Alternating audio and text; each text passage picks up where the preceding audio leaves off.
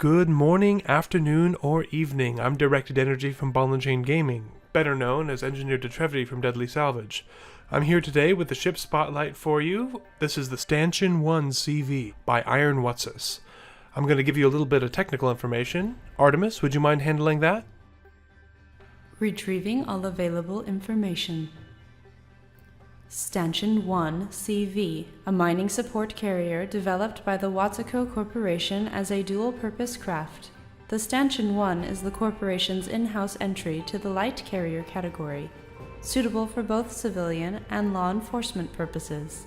Vessels of this type are primarily designed to be used in hazardous regions of space where pirate activity is likely, allowing a mining team to maximize mineral output while having an on-hand security detail of fighters to engage any pirate craft that come near.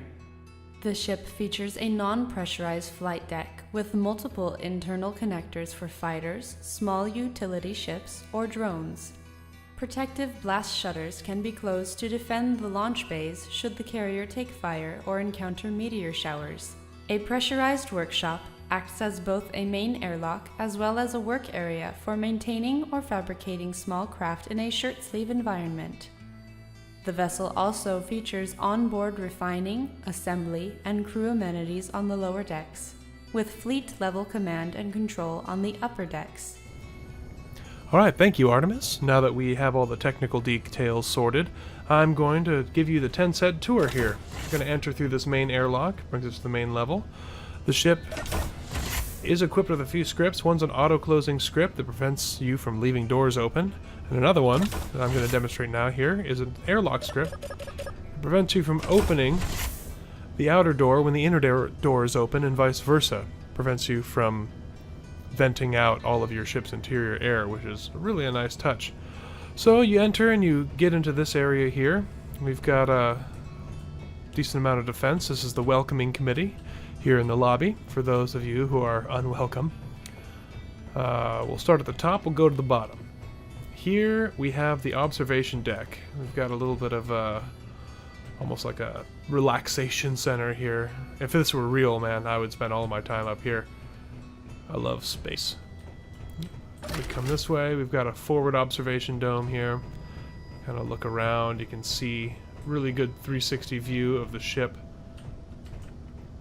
Kind of get a sense of scale for the whole vessel too. She's a big ship.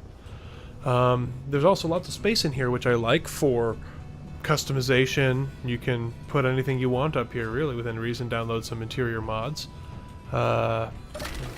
Take you back down here, walk back down the stairwell. We'll take you up to the bridge now, which is not right here, but you've got a couple of control stations on either side for backup controls or being able to manually run turrets. Always useful to have more control stations. Programmable blocks, timers. Bridge is this way. Oh, hello, another welcoming committee there. And this is the main bridge or flight deck of the ship. You can see we have an ammo summary and tools summary, lets you know what you've got on board. We're currently in creative, so we have absolutely nothing on board. Over here we've got power output, always useful to know. Iron Whatsus is really good with the use of scripts, which is something I need to work on, but I really appreciate some good scripting when I see it. You can look out here, it's kind of a little observation window right here. You can look around, see what's going on. Gives you a really nice view of the ship, at least the forward 180 degrees. This is a little bit exposed, but this is really the pilot bridge. There is a secondary bridge I'll show you later that is to be used for combat or, you know, bad space weather like Armageddon mode on asteroids. We've got significant defensive armament already viewed right there. You saw some of that from the outside of the ship. Gonna take you through here and head on down to the mid deck. So we walk through here, we've got more control stations on either side here. Right there, some more over there, some batteries. I love the way this ship feels. It really feels like an industrial ship. It's like, alright, no nonsense about it. This ship is designed to do work. Here's sickbay, and you've got pressurization, cargo access, cryopods, and the medical room. And of course, you've got a little bed in there to rest if you get sleepy. Some chairs, because I guess that's the waiting room, because it's not a doctor's office without a waiting room. We've got some more insurance there to ensure nobody unwanted manages to make it past this point. This area right here, I was told that it's just another customization area. You can put anything you want in here. More batteries, gyroscopes, fill it out, make this a little room. Just kind of one of those spots where the builder is letting you choose your own adventure. We're gonna climb down the deck here.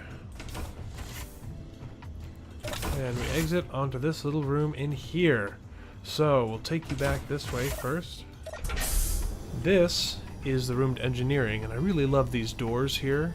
It reminds me of the emergency doors on Star Trek. If you ever watched Next Generation, whenever they had a problem in the engine room, they would start closing these doors that were somehow armored to prevent the ship from flooding everyone with radiation. But yeah, it's just cool. We've got more control panels back here for whatever you need. You've got more programmable blocks. The ship has far more programmable blocks than it needs to run the scripts it has, so you can run your own scripts and have lots of fun with the design. This is engineering. We've got hands-on access to your reactors, your hydrogen storage, your jump drives, which are greebled in here really well. And it's mirrored on both sides. I love this view right here. You walk in, you get that jump drive right there in your face. It just looks cool. I really appreciate the design that went into this ship. So now we're gonna get to the kind of the business end of the ship here. Gonna open this up. So here is the maintenance hangar. This hangar is designed for building and working on ships in a shirt sleeves environment. So it's pressurized if oxygen was enabled, which it's not. I'm going to close these back doors here. You see we've got 3 connectors to lock ships down, have cargo access. You've got cargo container right there as well. Some fun greebling with the blast door blocks, which line up pretty well with the front end of the armor slopes. Never seen this before, but I really like it. I may have to use it in some of my designs. This is really cool. We've got a nice little view here from the front of the ship. We've got the controls for the forward hangars here. You can see it's inverted. I'm gonna have to fix that. Anyway, so we've got the forward hangar there. Controls for that. Controls for the side hangars here. We saw this on Deadly Salvage when this ship launched fighters to assist the Tumbleweed militia in defending itself from the drone armada that was invading and bombarding the planet of Tumbleweed. And we all know how that ended. Anyway, I'm going to go ahead and open the hangar door here. Right there. And we'll walk out into the hangar here. I love the way this hangar feels. It just has that same industrial feel to it. The partially built blocks up here, that scaffolding look, it just feels right. Feels like a flight deck. Not that I've ever been on the flight deck of a space-going aircraft carrier, but you know, what I imagine it to feel like.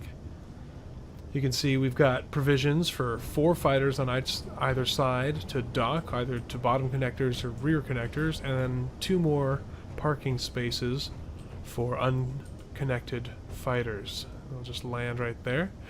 The way this particular hangar works is you exit out the front, which we saw in Deadly Salvage.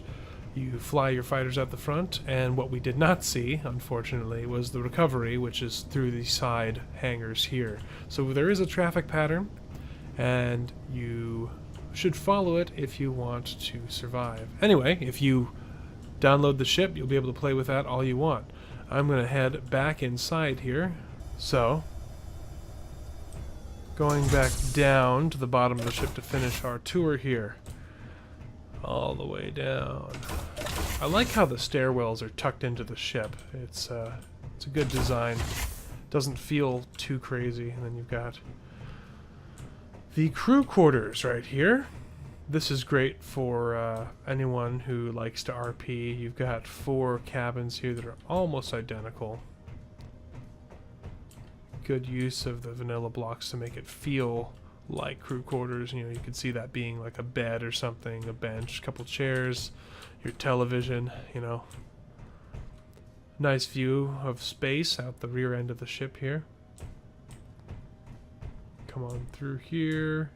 It's mirrored on both sides. Provision for 4 crew members in cabins and 4 crew members in cryopods. Walk up here. These are actually not the refiners. These are actually the assemblers here. Greebled in. They look great. They look very, very spacey. Got access to your gravity generator and your cargo container. Here is another information screen giving you information on what you've got aboard. It looks like it's your ingots and your components. Again, we're in survival, or not in survival here, so you're not going to hear any of that. We've got another welcoming committee, just in case somebody manages to make it all the way down here. Open this door, and this is that secondary bridge I was telling you about. It's buried deep within the bowels of the ship here, much less vulnerable to weapons fire or meteorites. We've got a couple more programmable blocks, and we've got some timer blocks running. Moving forward, we have a couple more cryopods, refineries, another welcoming committee, because as you look over here, we do have an airlock on either side, leading out to what they call the mooring clamp. You dock your ship right there, and you're able to step right on and fly away. Come back through here, shut the door, and we're going to walk forward to the storage area. This is the last room on the ship that we have not seen. I like the red lighting. You have access here to all of your storage, be able to repair anything if it got damaged, direct access to your cargo containers if you need it. The ship is very well designed in terms of being able to get at the components of the ship. That's something I often don't do very well, is bury my components deep within the ship, and if I want to do some kind of maintenance or overhaul, I end up having to tear open half the ship to do it. Anyway, there she is. This is Stanchion-I CV. She is a beautiful vessel by the designer Iron Whatsis, and thanks to him for letting me do this video and for letting me use this in Deadly Salvage. Anyway, hope you guys enjoyed the video. If you did, give it a like. If you didn't, dislike it and tell me what I did wrong. This is Directed Energy from Ball&ChainGaming. Goodbye. Holy crapperoni!